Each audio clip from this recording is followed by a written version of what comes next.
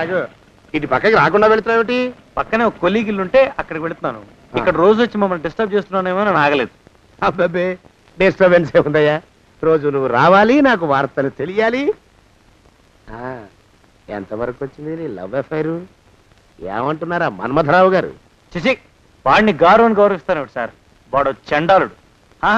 అన్నట్టు మొన్న తమాష జరిగింది సార్. నేను ప్రభా ఇంట్లో ఉండగానే వాడు వచ్చాడు. ఆయన వచ్చినప్పుడు నువ్వు ఆ ఇంట్లోనే ఉన్నావా? అవును సార్. ప్రభ నుండి మంచం పక్కనే దాచింది. ఆ ముద్దు వదవ ఆ మంచం దగ్గర కూర్చున్నాడు. పిచ్చి పిచ్చి కోతలు కూశాడు. ప్రభను పాట పాడమన్నాడు. తను ముద్దు కృష్ణుడి గురించి పాడింది. ఆ సొంట వాడిని కృష్ణుడిగా ఊహించుకున్నాయట. వాడు ముద్దు కృష్ణుడు ఏమిటండి, ఎద్దు కృష్ణుడు. వాడు వెళ్ళిపోయాక నేను ప్రభా తెగ నవ్వుకున్నాం. ఆ నికృష్ణుడు వాడిని కృష్ణుడిలా ఊహించుకున్నందుకు. అయితే ఆ పిల్ల నిన్ను మంచం పక్కనే దాచిందన్నమాట. అవునండి, తెలుసుకోలేకపోయాడు చవట. ఇప్పుడే వస్తానండు. ఆగండి, బాత్రూమ్ కా? మీరు ఇప్పుడిప్పుడే రాలేండి కానీ నాకు పని ఉంది, నేను వెళ్ళొస్తా.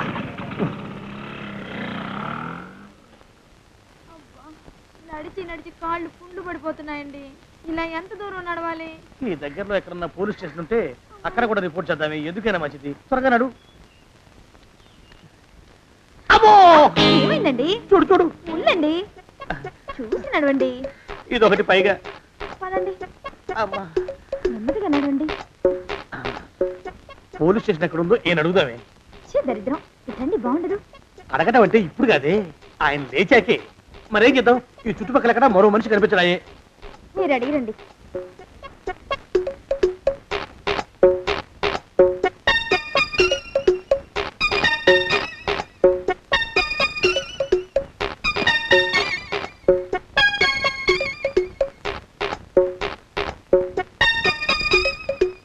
మాస్టరు, ఎంతసేపేంటండి అసహ్యంగా? లేవండి. అదే పులకడు పలకడు, ఎంతసేపు ఏం చేస్తున్నాడు ఈ మనవడు? ఏ గుండు ఆగిపోలేదు కదా.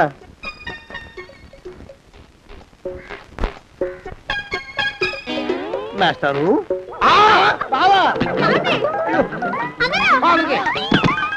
అయ్యో ఇదేమిటి, నువ్వు విరాపడిపోయావేమిటి? బాబు రమేష్, రమేష్ దేవుళ్ళ ఎదురయ్యా. వాడు ఎవడో పిచ్చోడు నన్ను తరుగు పట్టి వస్తున్నాడు. నన్ను అద్దెకి ఎక్కడికి తీసుకెళ్ళు. పిచ్చోడిని చూసి భయపడతారేంటండి? వాడు ఉత్తి పిచ్చోడు కాదు నాయన, తాగున్న పిచ్చోడు. పిచ్చి ఒక కలిసి పిచ్చాడు. తీసుకెళ్ళు. అమ్మో పెరగబడుతున్నాడు. పెరిగపోని ఇంకా. ఇక వాడు అందుకోలేండి, కాసేపు ఆపు చెప్తాను. ఆ పిచ్చోడిని చూసి ఎలా భయపడ్డారేమిటి సార్? వాడు నా దూర బంధువు నాయన. నేను కంటపడితే చాలు ఆస్తి మొత్తం రాసామని గంట పడుతున్నాడు. అలా రా, కాసేపు మాట్లాడుకుందాం. నీ రాసలేలా ప్రేమ గోళ ఎంతవరకు వచ్చాయి? ఎందుకో నా ప్రేమ విషయంలో మీరు మరీ ఎక్కువ శ్రద్ధ చూపిస్తున్నట్టు అనిపిస్తోంది సార్. అందులో తప్పే ఉంది నాయన. రామనవమి నాడు సీతారామ కళ్యాణం గురించి పెద్దలు పూనుకోరు. ఈ వయసులో లోక కళ్యాణం గురించి, లోకుల కళ్యాణం గురించి వింటూ ఉంటే ఈ మనస్సుకి కాస్త ఉత్సాహంగా ఉంటుంది. చెప్పు, నీ ప్రేమ ప్రణాళికలో తరువాతి కార్యక్రమం ఏమిటి? ఆ ముసలి నక్క వెధవ మాకు చాలా అడ్డైపోతున్నాయండి. ఆ దరిద్రుడికి, ఆ చండాలుడికి, ఆ దిక్కుమాలిన సొంటకి. మరి అని వద్దులే బాబు, కొన్ని తగ్గించుకో. ఏదో శాంపుల్కి ఒక్క విశేషణ వాడుకో. ఆ దగుల్బాజీ వెధవకి చాలు. మా ప్లాన్లని ఎలా తెలుస్తున్నాయోనండి. ప్రతి దానికి అడ్డుపడిపోతున్నాడు. మరి అయితే ఇప్పుడు ఏం చేద్దాం అనుకుంటున్నావు? ఈ రాత్రికి నేను ప్రభా పారిపోవాలని నిర్ణయించుకున్నాను. పారిపోవడమే? అదేమిటి అలా అన్నారు? ఏం లేదు బాబు, ఆనందంతో నా నరాలు మూలిగాయి, సంబరంతో నా గుండె క్రాక్ ఇచ్చింది. అందుకే ఆ సౌండ్ వచ్చింది. ఎలా పారిపోవాలనుకుంటున్నారు నాయనా? రాత్రి 10ంటికి ప్రభంటికి వెళ్ళి తను తీసుకెళ్ళిపోతానండి. మా ఊరింటిపై గుళ్ళో పెళ్లి చేసుకుంటాను. అంటే రాత్రి 10 గంటలకి ప్రభని లేవ తీసుకుపోతావన్నమాట. లేచిపోతావంటే నువ్వు ఒళ్ళు కొబ్బి పట్టుకుంటున్నావా? నిన్ను ఒళ్ళు పరిశ్రమ పని చేయబోక. పోషించేవాడిని నన్ను కాదని పాడుతూ లేచిపోదామని ప్రయత్నం చేస్తావా? నిన్ను అసలు చంపేయాలి. అమ్మాయి గోర్ని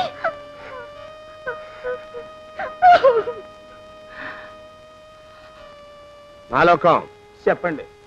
ఆ రమేష్ గడు ప్రభ ఇవాళ రాత్రికి పారిపోవాలని నిర్ణయించుకున్నారంట. ఆ పని జరిగిందో నీ తాట ఒలిచేస్తాను. వస్తాదు లాంటి రౌడీని ఇంటి చుట్టూ కాపలా పెట్టు. ఇంట్లోకి చీమ కూడా దొరబట్టడానికి లేదు. అట్టగానండి.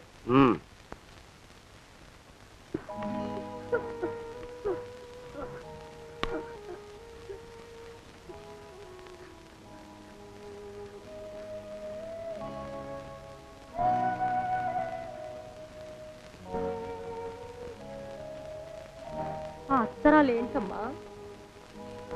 అమ్మా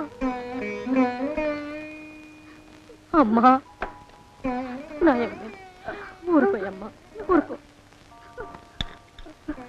రావణాసురుడు సీతమ్మూరిని పెళ్లి చేసుకోగలిగాడా అమ్మా?